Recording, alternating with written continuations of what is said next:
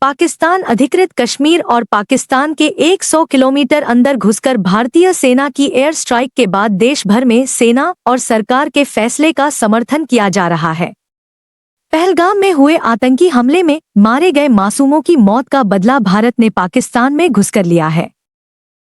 भारतीय वायुसेना के बहादुर लड़ाकों ने पाकिस्तान और पीओके में घुसकर आतंकियों के 9 लॉन्चिंग पैड को ध्वस्त कर दिया है।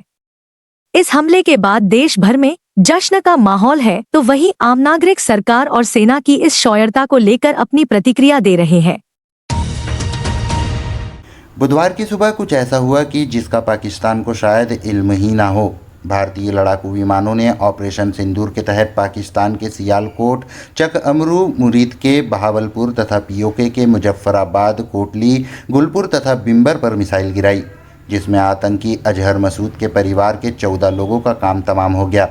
6 मई को जब पूरा देश रात्रि में सो रहा था, तो वहीं भारतीय सेना पाकिस्तान में घुसकर कुछ ऐसा कर दिखाया कि अब सेना की सराहना करते हुए आम नागरिक नहीं थक रहे हैं।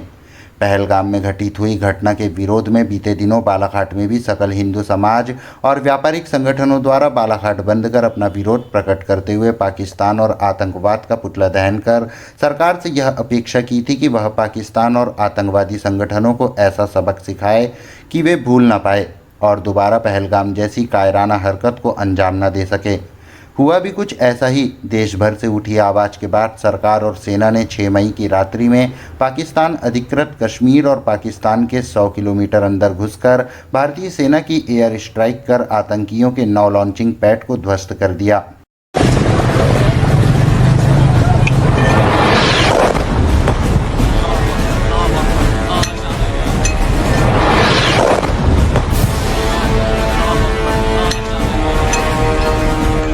सेना की शौर्यता और सरकार के एक्शन के बाद सांसद भारती पारधी ने अपनी प्रतिक्रिया देते हुए कहा कि पहलगाम की घटना के बाद देश का हर नागरिक प्रधानमंत्री नरेंद्र मोदी की ओर टकटकी लगाए हुए देख रहा था कि अब वह क्या करेंगे, और उनकी यह चुप्पी दिखा रही थी कि निश्चित ही कुछ बड़ा होने वाला है।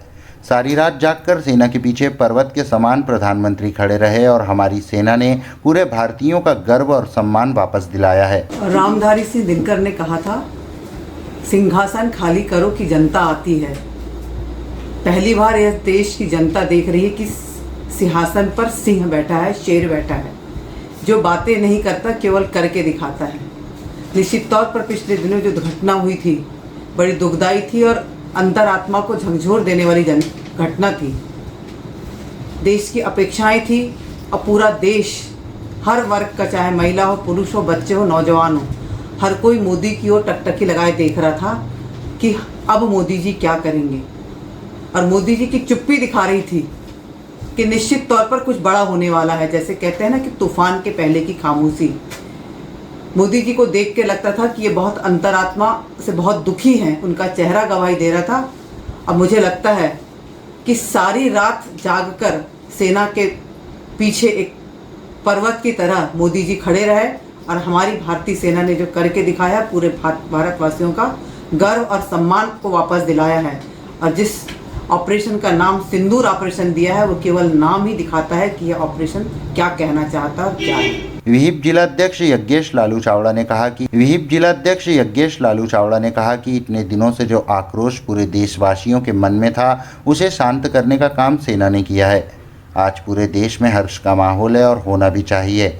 आज हमें सेना और सरकार का सहयोग देने की आवश्यकता है। सबसे पहले तो मैं बीटीवी के माध्यम से सारे देशवासियों को, जिलेवासियों को बहुत बहुत बधाई देता हूँ, सेना को बहुत बधाई देता हूँ, सरकार को बधाई देता हूँ कि जो आक्रोश इतने दिनों से हमारे देशवासियों के 140 करोड़ लोगों के मन में था, उस आक्रोश को शांत करने का काम सेना ने किया है और बड़ी कार्रवाई सेना के द्वारा की गई है। तीनों सेना की तीनों टुकड़ियों को मैं बहुत बहुत बधाई देता हूँ। और जैसा कि आज सोशल मीडिया के माध्यम से, मीडिया के माध्यम से पूरे देश में हर्षोल्लास का माहौल है, तो बिल्कुल रहना भी चाहिए। लेकिन उसके साथ साथ मेरा ये कहना है कि अभी जंग और जारी है और अभी बहुत ज़्यादा जल्दबाजी करने की आवश्यकता नहीं है। देश के नागरिकों को सेना का साथ देने की ज़रूरत है, सेना का मनोबल बनाने की ज़रूरत है, सरकार का साथ देने की ज़रूरत है। जो गाइडलाइन, जैसी भी गाइडलाइन सेना की, सरकार की आती है, उसमें जनता को साथ देने की ज़रूरत है। और आगे आगे हमें पूरा सरकार पे, सेना पे भरोसा है कि पाकिस्तान में आतंकियों का निस्त नाबूद हो जाएंगे। पाकिस्तान जितने आतंकवादी और उनके समर्थक जितने हैं पाकिस्तान में, वो सब निस्त नाबूद होंगे। ऐसी हमारी पूरी सरकार के साथ पूरा योगदान है और सहयोग है। ऐसा मेरा सबसे कहना है कि एक बार सरकार का सहयोग करें, सेना का सहयोग करें। चिकित्सक BM शरणागत ने सेना के ऑपरेशन सिंदूर पर अपनी प्रतिक्रिया देते हुए कहा कि पहलगाम की घटना के बाद पूरे देश में आक्रोश का माहौल था और घटना से दुखी था। सभी को उम्मीद थी कि देश के प्रधानमंत्री को कुछ करना चाहिए और प्रधानमंत्री मोदी ने सेना को आगे किया और एयर स्ट्राइक कर आशा बांधी। उससे देशवासियों में हर्ष का माहौल है।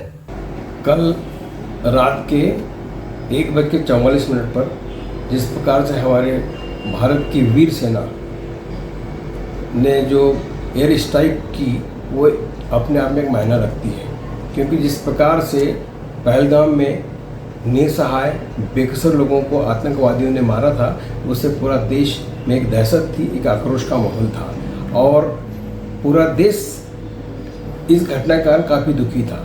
और सभी को एक उम्मीद थी कि हमारे देश के यशस्वी प्रधानमंत्री मोदी जी को कुछ करना चाहिए। और जिस प्रकार से मोदी जी ने अपना आत्मविश्वास, आत्मबल दिखाकर सेना को उन्होंने जो आगे किया और जिस प्रकार से एयर स्ट्राइक करके एक जो आशा बांधी, उसे देश में काफ़ी हर्ष व्याप्त है। और मैं समझता हूं कि आज जैसे आपने टीवी में देखा होगा कि पहलगाम की जो चश्मदीद गवाह थी, जिसके हस्बैंड को मारा गया था, वो भी कह रही थी कि आज मेरे हस्बैंड की आत्मा को शांति मिलेगी। इस प्रकार जो मोदी जी ने किया है वो अपने आप में बहुत अतुलनीय है। और हम सभी भारतवासियों को, स्पेशली बालाघाट के लोगों से मेरा विशेष अनुरोध है कि ऐसे समय में हमें अपनी सेना का मनोबल बढ़ाना चाहिए और एक देश के लिए देशभक्ति भावना से प्रेरित होकर काम करना चाहिए। एक ऐसे संदेश देना चाहिए कि आपके इस कृत्य से पाकिस्तानियों को एक मैसेज जाना चाहिए कि आपने जो किया है, आतंकवाद को जो फैलाया है, उसका हम मुंह तोड़ जवाब दे सकते हैं। वहीं बालाघाट में आदिवासी समाज के द्वारा 7 मई को निकाली गई न्याय जन आक्रोश रैली में शामिल हुए डिंडोरी विधायक ओमकार मरकाम ने भी रैली के दौरान ही भारत की सेना को बधाई देते हुए सरकार से मांग करते हुए कहा कि आदिवासी समाज को भी गोंडवाना रेजिमेंट के तहत सेना में शामिल होने की अनुमति प्रदान की जाए। भारत की सेना को, जवानों को हम समाज की ओर से बहुत बहुत बधाई देते हैं और धन्यवाद देते हैं। और विरोधी मुल्क को ये कहना चाहेंगे, मैं तो हमेशा इस बात का मांग करता आया था कि इस देश की सेना में हमें भी शामिल होने के लिए गोंडवाना रेजिमेंट के परमिशन दिया जाए। गोंडवाना के जवान जाएंगे और देश की सुरक्षा में तैनात रहेंगे, ये मेरा हमेशा मांग रहा है। हमारे गौड़ समाज की ओर से भी, सर्व आदिवासी समाज की ओर से भी देश के सेना के वीर जवानों को हम बहुत बहुत बधाई देते हैं और शुभकामना देते हैं। हमारे बीच में उपस्थित